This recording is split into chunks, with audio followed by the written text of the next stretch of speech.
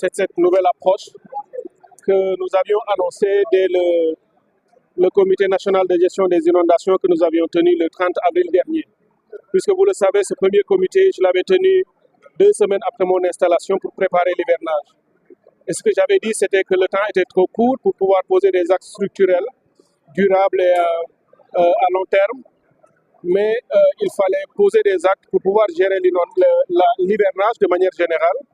D'abord en faisant fond sur les acquis qui étaient déjà là, mais en venant avec un nouvel état d'esprit, fondé sur la mutualisation des moyens. Parce qu'il est évident qu'en matière de gestion de l'hivernage et des inondations et autres, il n'est pas possible seulement de laisser l'État aller au front, ou les actions le faire de manière séparée en silos. Il fallait bâtir des convergences et des synergies. Et ce que j'avais annoncé dès la fin du mois d'avril avait été d'ailleurs réaffirmé le 16 mai lors du comité interministériel que M. le Premier ministre avait présidé. Et c'est cela, avec ces outils, que nous étions entrés dans l'hivernage, que nous avions géré, comme vous l'avez vu, malgré les phénomènes extrêmes que nous avons vécus cette année, puisque les agences météorologiques avaient annoncé déjà un hivernage très pluvieux, que nous avons effectivement vu tous, qui ont occasionné des inondations. Juste à titre d'exemple, ces présentations que nous avons montrées ce matin ont permis de voir que la plupart des grandes villes ont dépassé, disons, les prévisions météorologiques, ont connu des pluies extrêmes et que plusieurs aussi, en 24 heures, ont eu des quantités d'eau dépassant les 130, arrivant jusqu'à 180 mm. Et quand ça arrive, aucun réseau ne peut résister. Cela a causé des inondations dans plusieurs villes, mais notre approche de gestion a permis de soulager les populations, puisque c'est ce que nous avions annoncé, que tout ne pouvait pas être résolu, mais qu'à chaque fois qu'il y avait des problèmes, l'État serait présent. Ils ont montré par les statistiques que j'ai été à plusieurs 20 fois sur le terrain en 3 mois. Ça veut dire que si l'hivernage doit durer 90 jours, les 60 jours, moi-même et mes équipes, nous avons été sur le terrain aux côtés de nos concitoyens pour les soulager, pour leur apporter les solutions d'urgence et autres. Et c'est cette démarche-là que nous allons poursuivre. Cette réunion aujourd'hui du Comité national de gestion des inondations vise dans un premier temps à faire le bilan, à tirer toutes les bonnes leçons que nous avons pu capitaliser durant cet hivernage, mais également à bien analyser là où il y a eu des défauts, là où il y a eu des choses qu'on aurait dû mieux faire si on avait eu plus de temps pour pouvoir les rectifier. Donc dans la deuxième partie aussi, ce sera pour dire on se projette sur 2025. Là, on a un peu plus de temps de nous préparer.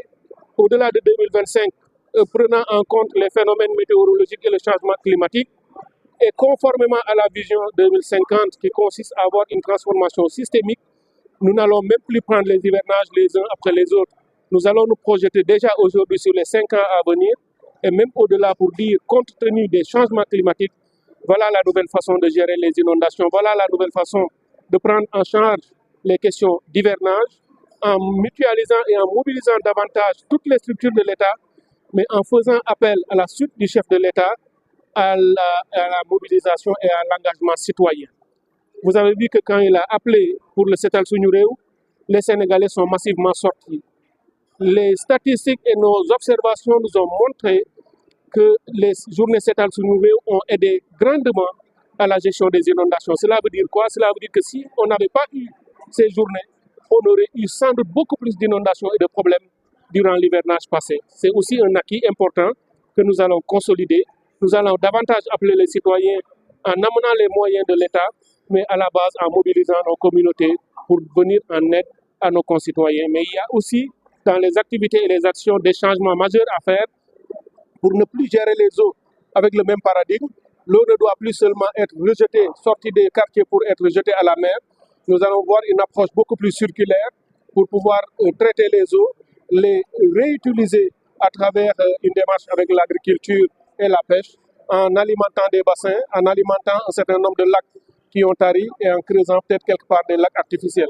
Donc tout cela est à l'étude et même au niveau de la vallée du fleuve, avec les crues que nous avons connues dans la zone de Bakel et au-delà, nous sommes en train aussi de mener les études nécessaires pour voir comment réhabiliter les mares et les marigots pour faire en sorte que l'eau du fleuve qui venait causer des inondations dans ces villes et ces localités ne soit plus le cas, et que cette eau soit servie aussi, soit utilisée pour renforcer l'agriculture, la pêche et d'autres activités génératrices de revenus. Justement, une des actions que nous sommes en train de mettre en place, c'est en relation avec l'OMVS, puisque vous savez que le fleuve Sénégal comme le fleuve Gambie qui ont connu des crues exceptionnelles cette année, dû justement à ces phénomènes climatiques avec beaucoup de pluie en amont, en Guinée et au Mali, y compris aussi au Sénégal. Cela a créé ce phénomène que nous avons observé.